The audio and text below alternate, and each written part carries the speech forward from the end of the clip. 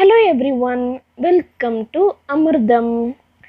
நம்மள நிறைய பேருக்கு இன்னைக்கு என்ன குழம்பு வைக்கலாம் அப்படின்ற ஒரு கன்ஃபியூஷன் எல்லாருக்குமே இருக்குங்க.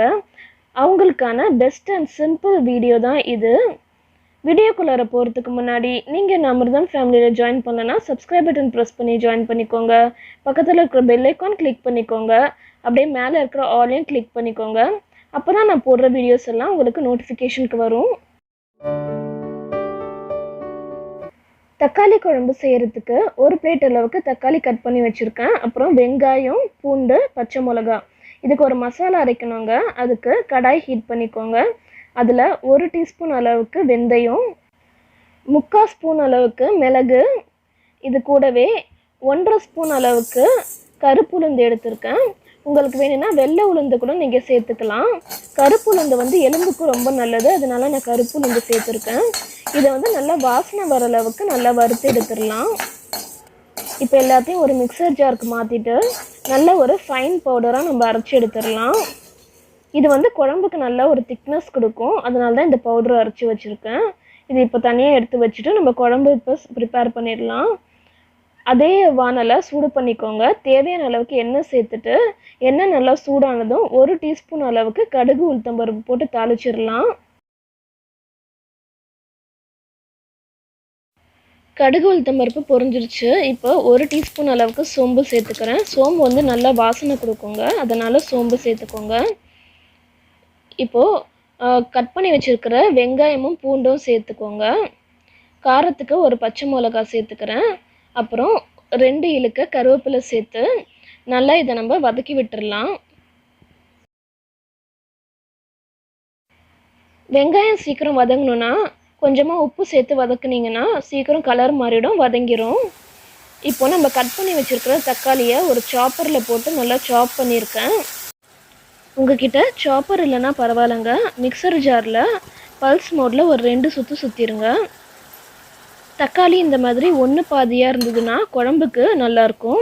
ரொம்ப அரைச்சிட்டிங்கன்னா கிரேவி பதத்துக்கு வந்துடும். இப்போது ஸ்பைசஸ் சேர்த்துடலாம். 1/2 டீஸ்பூன் அளவுக்கு மஞ்சத்தூள், 1/2 டீஸ்பூன் அளவுக்கு சில்லி பவுடர், தேவையான அளவுக்கு உப்பு, கடைசியாக நம்ம அரைச்சி வச்சுருக்கிற பொடி சேர்த்துடலாம். இதில் மிளகு சேர்த்ததுனால காரம் வந்து நீங்கள் திட்டமாக சேர்த்துக்கோங்க. சில்லி பவுடர் 1/2 டீஸ்பூன் போட்டால் போதும். கடைசியாக கொஞ்சமாக தண்ணி சேர்த்து இதை ஒரு 10 நிமிஷம் மூடி போட்டு வேக விட்டிங்கன்னா சூப்பரான தக்காளி குழம்பு நல்லா நமக்கு ஸ்பைஸியாக ரெடி ஆகிடும். இப்போ ஓப்பன் பண்ணி பார்த்துடலாம். பாருங்கள், தக்காளி குழம்பு நல்லா நமக்கு திக்காக ரெடி ஆகிருக்கு. இது கூட நம்ம கொத்தமல்லி தழை தூவி இறக்கிடலாம். இது வந்து ஒயிட் ரைஸ்க்கும் நல்லா இருக்குங்க. அதே மாதிரி இட்லி, தோசை, சப்பாத்தி எல்லாத்துக்குமே ரொம்ப ஒரு பெஸ்ட்டான காம்பினேஷன். நீங்களும் இந்த தக்காளி குழம்பு ட்ரை பண்ணி பாருங்கள். அடுத்து 2வது நாளுக்கான குழம்பு பார்த்துடலாம். 2வது நாள் நான் முருங்கைக்கீரை குழம்பு செய்ய போகிறேன். இதுக்கு ஒரு 2 கப் அளவுக்கு துவரம்பருப்பு ப்ரெஷர் குக்கரில் எடுத்துக்கோங்க. இதை நல்லா கழுவிடலாம். பருப்பு கூட ஒரு 15லேருந்து 20 பல் பூண்டு எடுத்துக்கோங்க. அது கூடவே ஒரு தக்காளி கட் பண்ணி வச்சுருக்கேன், அதுவும் சேர்த்துக்கிறேன். மஞ்சத்தூள் ஒரு 1/2 டீஸ்பூன் அளவுக்கு சேர்த்துட்டு கொஞ்சமாக தண்ணி சேர்த்து இது ஒரு 3லேருந்து 4 விசில் வர அளவுக்கு நல்லா வேக விட்டு எடுத்துடலாம். பருப்பு வேகிறதுக்குள்ளார வெங்காயமும் பச்சை மிளகாவும் கட் பண்ணி வச்சுக்கோங்க. அப்புறம் முருங்கைக்கீரை பார்த்திங்கன்னா காம்பெல்லாம் எடுத்து வச்சுருக்கேன். இதை ஒரு 2-3 வாட்டி நல்லா தண்ணியில் வாஷ் பண்ணி எடுத்துக்கோங்க. குழம்பு ரெடி பண்ணிடலாம். இதுக்கு நான் கொத்து சட்டி எடுத்துருக்கேங்க. இதில் தேவையான அளவுக்கு எண்ணெய் சேர்த்துட்டு எண்ணெய் சூடானதும் கட் பண்ணி வச்சுருக்கிற வெங்காயமும் பச்சை மிளகாவும் சேர்த்துடுறேன். கொத்து சட்டின்றது இந்த மாதிரி புளி புளியாக இருக்கும். இது வந்து கீரை சமைக்கிறதுக்கெலாம் இது தாங்க நான் யூஸ் பண்ணுவேன். கீரை கடையிறதுக்கெலாம் ரொம்பவே நல்லாயிருக்கும். இப்போது வெங்காயம் நல்லா வதங்கிருச்சு. பாதி தக்காளி சேர்த்துடுறேன். ஏன்னா வேக வைக்கிறப்ப நம்ம துவரம்பருப்போட பாதி தக்காளி சேர்த்துருக்கோம். அதனால் ஒரு தக்காளி, சின்ன சைஸ் தக்காளி மட்டும் சேர்த்துருக்கேன். இப்போ வதக்கிற ஐட்டம்லாம் வதக்கியாச்சு. கீரை இது கூட சேர்த்துடலாம். கீரை நல்லா நான் வாஷ் பண்ணி வச்சுருக்கேன். இதையும் சேர்த்துட்டு ஒரு 5 நிமிஷம் நல்லா கலரி விட்டுருங்க. கீரை ஒரு 5 நிமிஷம் நல்லா வதங்கினா தான் கீரையோட பச்சை வாசனை போகும், இல்லைனா கொஞ்சம் கசக்கிற மாதிரி இருக்கும். அதனால் ஒரு 5 நிமிஷம் நல்லா வதக்கி விட்டுருங்க. நல்லா வதங்கிருச்சு. இப்போது பருப்பும் வெந்துருச்சு. இதில் கொஞ்சம் தண்ணி சேர்த்துட்டு நல்லா ஒரு கிண்டிட்டு நம்ம இதை கீரை கூட சேர்த்துடலாம். கொஞ்சம் தண்ணி சேர்த்து ஊற்றிடுங்க. இப்போது ஸ்பைசஸ்லாம் சேர்த்துடலாம். ஏற்கனவே மஞ்சத்தூள் சேர்த்ததுனால ஒரு 1/4 டீஸ்பூன் அளவுக்கு மஞ்சத்தூள் சேர்த்துருக்கேன். 1 டீஸ்பூன் அளவுக்கு சில்லி பவுடர் சேர்த்துக்கோங்க. அப்புறம் தேவையான அளவுக்கு உப்பு சேர்த்துட்டு இதை ஒரு 10 நிமிஷத்துலேருந்து 15 நிமிஷம் வரைக்கும் கொதிக்க விட்டால் போதும். வாரத்தில் 1 நாள் இல்லை 2 நாளாவது கீரை செஞ்சு சாப்பிடுங்க. அதுவும் முருங்கைக்கீரையில் இரும்பு சத்து ரொம்ப அதிகம். முடி கொட்டுற பிரச்சனைலாம் இருந்ததுன்னா உங்களுக்கு சீக்கிரமே அதை சரி பண்ணி விட்டுரும். இப்போ குழம்பு ரெடி ஆயிடுச்சு. கடுகு, உளுத்தம்பருப்பு, பெருங்காயத்தூள் போட்டு தாளிச்சிடலாம். இப்போது 2வது நாள் குழம்பு ரெடி ஆயிடுச்சு. 3வது நாள் என்ன குழம்பு செய்யலான்னு பார்த்துடலாம். நிலக்கடலை குழம்பு செய்கிறதுக்கு வெங்காயம், தக்காளி, பூண்டு கட் பண்ணி வச்சுருக்கேன். இப்போ குழம்பு செஞ்சிடலாம். ஒரு சட்டியை ஹீட் பண்ணிக்கோங்க. இதில் தேவையான அளவுக்கு எண்ணெய் சேர்த்து சூடானதும் 1 டீஸ்பூன் அளவுக்கு வெந்தயம் சேர்த்துக்கோங்க. 1 டீஸ்பூன் அளவுக்கு ஜீரகம். இது ரெண்டும் பொரியட்டும். இப்போ இடித்து வச்சுருக்கிற கொஞ்சோண்டு இஞ்சி சேர்த்துக்கலாம். இது கூட ஒரு கைப்பிடி அளவுக்கு பூண்டு கட் பண்ணி வச்சுருக்கேன். இதுவும் சேர்த்து நல்லா வதக்கி விட்டுடலாம். பூண்டு நல்லா வதங்கினதும் கட் பண்ணி வச்சுருக்கிற வெங்காயம் சேர்த்துக்கலாம். இதையும் நல்லா வதக்கி விட்டுருங்க. வெங்காயம் ஓரளவுக்கு கலர் மாறினதும் நம்ம தக்காளி சேர்த்துடலாம். இன்றைக்கி குழம்புக்கு நான் பெரிய வெங்காயம் தாங்க யூஸ் பண்ணியிருக்கேன். குழம்புக்கு எப்பயுமே சின்ன வெங்காயம் யூஸ் பண்ணிங்கன்னா ரொம்பவே டேஸ்ட்டாக இருக்கும். இப்போது வெங்காயம் வதங்கிருச்சு. கட் பண்ணி வச்சுருக்கிற தக்காளியை சேர்த்துடலாம். தக்காளி நல்லா பழுத்த தக்காளியாக எடுத்துக்கோங்க. இப்போ வெங்காயம் கூடயே நல்லா வதக்கி விட்டுடலாம். இப்போ 1 கப் அளவுக்கு நிலக்கடலை வச்சுருக்கேன். அப்புறம் புளி தண்ணி பார்த்திங்கன்னா ஒரு நெல்லிக்காய் சைஸ் அளவுக்கு புளியை ஊற வச்சு அதோட தண்ணி மட்டும் எடுத்து வச்சுருக்கேன். இது கூட நம்ம ஸ்பைசஸ்லாம் சேர்த்துடலாம். ஒரு 1/2 டீஸ்பூன் அளவுக்கு மஞ்சத்தூள் சேர்த்துக்கிறேன். 1 ஸ்பூன் அளவுக்கு மல்லித்தூள், 2 ஸ்பூன் அளவுக்கு குழம்பு மிளகாத்தூள். குழம்பு மிளகாத்தூள் பார்த்திங்கன்னா உங்கள் மிளகாத்தூளோட காரத்துக்கு ஏற்ற மாதிரி சேர்த்துக்கோங்க. இதுக்கு தேவையான அளவுக்கு உப்பு சேர்த்துக்கலாம். இது எல்லாத்தையும் ஒரு வாட்டி நல்லா கையாலே கலந்துருங்க.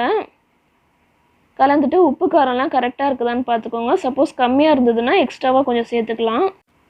வெங்காயம், தக்காளி வதங்கியிருக்கு. இது கூட 1 கப் அளவுக்கு நிலக்கடலை சேர்த்துக்கிறேன். இது பச்சை நிலக்கடலைங்க. சொத்தை இல்லாத கடலையாக எடுத்துக்கோங்க, அப்போ தான் நல்லாயிருக்கும். 1 ஸ்பூன் அளவுக்கு வெந்தயப்பொடி சேர்த்துக்கிறேன். வெந்தயப்பொடி எப்படி செய்யணுன்ற லிங்க் உங்களுக்கு டிஸ்கிரிப்ஷனில் கொடுக்குறேன், செக் பண்ணிக்கோங்க. இப்போ கரைச்சி வச்சுருக்கிற புளி தண்ணி சேர்த்துடலாம். வெந்தயப்பொடி சேர்த்து புளிக்குழம்பு வச்சிங்கன்னா உங்களுக்கு குழம்பு ரொம்ப டேஸ்ட்டாக இருக்குங்க. புளிப்பு இருந்ததுன்னா அது அப்படியே உங்களுக்கு பேலன்ஸ் பண்ணி விட்டுரும். இப்போ ஒரு இழுக்கு கருவேப்பிலை சேர்த்து குழம்பு நம்ம கொதிக்க விட்டுடலாம். இப்போ குழம்பு கொதிக்க ஆரம்பிச்சிருச்சு. ஒரு 20லேருந்து 25 நிமிஷம் கொதிக்கட்டும். இப்போ குழம்பு நமக்கு ரெடி ஆகிருக்கு. கொஞ்சமாக வெல்லம் சேர்த்துருக்கேன். வெல்லம் சேர்த்ததும் குழம்பை ஒரு 5 நிமிஷம் வரைக்கும் கொதிக்க விட்டால் போதும், நமக்கு குழம்பு ரெடி ஆகிடும். வாரத்தில் ஒரு முறையாவது இந்த பயிர் வகைகள்லாம் குழம்பு வச்சு பாருங்கள். நிலக்கடலை இல்லைன்னா கொண்டக்கடலை, தட்டைப்பயிறு இதிலெல்லாம் குழம்பு வச்சு சாப்பிட்டிங்கன்னா புரோட்டீன் உங்களுக்கு அதிகமாக கிடைக்கும். இப்போ குழம்பு ரெடி ஆகிடுச்சு. 4வது நாள் என்ன குழம்பு செய்யலான்றதை பார்த்துடலாம்.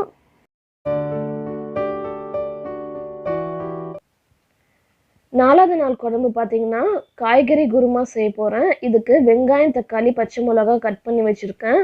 அப்புறம் ஒரு கப்பில் கேரட்டு, பீன்ஸு, உருளைக்கிழங்கு எடுத்திருக்கேன். உங்களுக்கு என்ன காய்கறி வேணுமோ நீங்கள் சேர்த்துக்கலாம். ஒரு கப்பில் இஞ்சி பூண்டு விழுது எடுத்திருக்கேன்.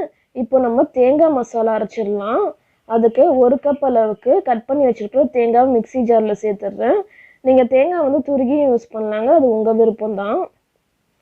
இது கூடவே 1 ஸ்பூன் அளவுக்கு சோம்பு சேர்த்துக்கலாம். அப்புறம் 1 டீஸ்பூன் அளவுக்கு மிளகு சேர்த்துக்கிறேன். இது எல்லாத்தையும் தண்ணி விட்டு நல்லா ஒரு ஃபைன் பேஸ்ட்டை அரைச்சி எடுத்துடலாம். தேங்காய் பேஸ்ட் அரைச்சாச்சு. இப்போ எல்லாமே நமக்கு ரெடியாக இருக்குதுங்க. நம்ம இப்போ குருமா செஞ்சிடலாம். அதுக்கு ஒரு வானல் ஹீட் பண்ணிக்கோங்க. இதில் தேவையான அளவுக்கு எண்ணெய் சேர்த்துக்கலாம். நான் வந்து ஒரு 3 கரண்டி அளவுக்கு எண்ணெய் சேர்த்துக்கிறேன். எண்ணெய் நல்லா சூடானதும் பட்டை, கிராம்பு, பிரியாணி இலை சேர்த்துடலாம். இது கூடவே கட் பண்ணி வச்சிருக்கிற வெங்காயமும் பச்சை மிளகாவும் சேர்த்து நல்லா வதக்கி விட்டுருங்க.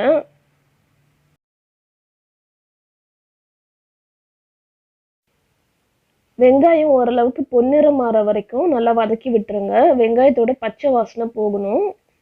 இப்போ இந்த ஸ்டேஜில் நம்ம அரைச்சி வச்சிருக்கிற இஞ்சி பூண்டு விழுது சேர்த்துடலாம். இஞ்சி பூண்டு விழுது சேர்த்துட்டு நல்லா வதக்குனதுக்கு அப்புறமா நம்ம தக்காளி சேர்த்துடலாம்.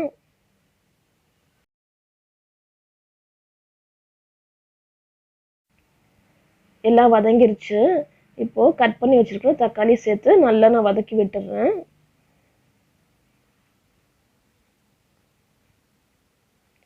இப்போ எல்லாமே நல்லா நமக்கு வதங்கி ரெடியாக இருக்குது. இப்போ நம்ம காய்கறி சேர்த்துடலாம். கட் பண்ணி வச்சுருக்கிற காய்கறி நான் ஃபுல்லாக சேர்த்துட்றேன். உங்களுக்கு வேணும்னா இதில் பச்சை பட்டாணியும் சேர்த்துக்கலாங்க. பச்சை பட்டாணி சேர்த்திங்கன்னா ரொம்ப நல்லாயிருக்கும். இப்போ காய்கறி நல்லா நம்ம ஒரு பெரட்டி விட்டுடலாம். இது கூட நம்ம அரைச்சி வச்சுருக்கிற மசாலாவும் சேர்த்து ஒரு 2 நிமிஷம் நல்லா கிண்டி விட்டுருங்க. இதை மூடி போட்டு ஒரு 5 நிமிஷம் அப்படியே வச்சுருங்க. இப்போ வந்து காய்கறி ஒரு 10 நிமிஷம் நல்லா நமக்கு வதங்கியிருக்கும். இப்போ ஸ்பைசஸ் சேர்த்துடலாம். ஒரு 1/2 ஸ்பூன் அளவுக்கு மஞ்சத்தூள், 1 ஸ்பூன் அளவுக்கு மல்லித்தூள், குழம்பு மிளகாத்தூள் பார்த்தீங்கன்னா ஒரு 1/2 ஸ்பூன் அளவுக்கு சேர்த்துக்கிறேன் காரத்துக்கு. உங்கள் காரத்துக்கு ஏற்ற மாதிரி நீங்கள் சேர்த்துக்கோங்க. அப்புறம் தேவையான அளவுக்கு உப்பு சேர்த்துக்கலாம். ஸ்பைசஸ் எல்லாம் சேர்த்தாச்சு. இப்போ குருமாக்கு தேவையான அளவுக்கு தண்ணி சேர்த்துடலாம். குருமாக்கு தேவையான எல்லாமே சேர்த்தாச்சு. இப்போ நல்லா கலந்துட்டு ஒரு 15 to 20 மினிட்ஸ் வரைக்கும் மீடியம் ஃப்ளேமில் வச்சு குக் பண்ணுங்க.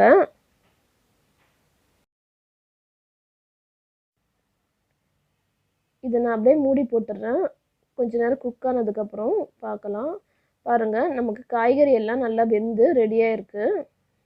குருமா நல்லா நமக்கு திக்காக கிடச்சிருக்கு. இந்த ஸ்டேஜில் கொத்தமல்லி தழை தூவி இறக்கிடலாம். அவ்வளோதாங்க, பர்ஃபெக்டான குருமா ரெடி ஆகிடுச்சு. இதை நீங்கள் ஒயிட் ரைஸ்க்கும் தொட்டு சாப்பிட்லாங்க.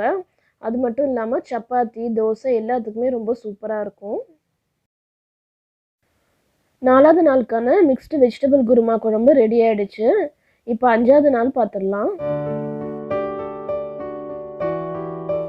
எல்லார் வீட்லேயும் வெள்ளிக்கிழமைனா சாம்பார் தாங்க. அதுக்கு நெல்லிக்காய் சைஸ் அளவுக்கு புளி ஊற வச்சுருக்கேன். அப்புறம் குக்கரில் பருப்புலாம் சேர்த்துடலாம். நான் ஒரு 2 கப் அளவுக்கு துவரம்பருப்பு எடுத்திருக்கேன். இது நல்லா நம்ம வாஷ் பண்ணிடலாம். இப்போ கழுவியாச்சு. இது கூட ஒரு 10லேருந்து 12 பல் அளவுக்கு பூண்டு சேர்த்துக்கிறேன். கட் பண்ணி வச்சுருக்கிற ஒரு தக்காளி சேர்த்துக்கலாம். இது கூடவே ஒரு 1/2 டீஸ்பூன் அளவுக்கு மஞ்சத்தூள் சேர்த்து தேவையான அளவுக்கு தண்ணி ஊற்றி ஒரு 3லேருந்து 4 விசில் வர அளவுக்கு நம்ம ப்ரெஷர் குக் பண்ணி எடுத்துடலாம். சாம்பாரில் நீங்கள் எந்த காய்கறி வேணாலும் யூஸ் பண்ணலாங்க. இது வந்து சம்மர் சீசன்றதுனால பலாக்கொட்டையும் மாங்காயும் வச்சு நான் இன்றைக்கி சாம்பார் செய்கிறேன். அதனால் இது சம்மர் ஸ்பெஷல் சாம்பார். இப்போ பருப்புலாம் வெந்திருக்கும். ஓப்பன் பண்ணி பார்த்துடலாம். பருப்புலாம் நல்லா வெந்துருச்சு. இது வேகிற டைமில் நான் காய்கறிலாம் கட் பண்ணிட்டேன்.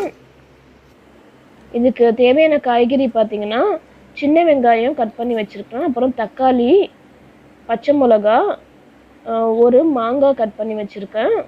அப்புறம் இன்னொரு கப்பில் பலாக்கொட்டை 2ஆக கட் பண்ணி வச்சுருக்கேன். காய வச்சு உரித்து 2ஆக கட் பண்ணி வச்சுருக்கேன். அப்புறம் ஒரு கிண்ணத்தில் நெல்லிக்காய் சைஸ் அளவுக்கு புளி ஊற வச்சு அதோட தண்ணி எடுத்திருக்கேன். சாம்பார் செய்கிறதுக்கு ஒரு மண் சட்டியில் எண்ணெய் சேர்த்துட்டு இதில் சின்ன வெங்காயம் சேர்த்துக்கலாம். இது கூடவே பச்சை மிளகா சேர்த்துக்கிறேன். இது 2ம் நல்லா வதங்கட்டும். வெங்காயம் நல்லா வதங்கிருச்சு. இப்போ கட் பண்ணி வச்சுருக்கிற தக்காளி சேர்த்துடலாம்.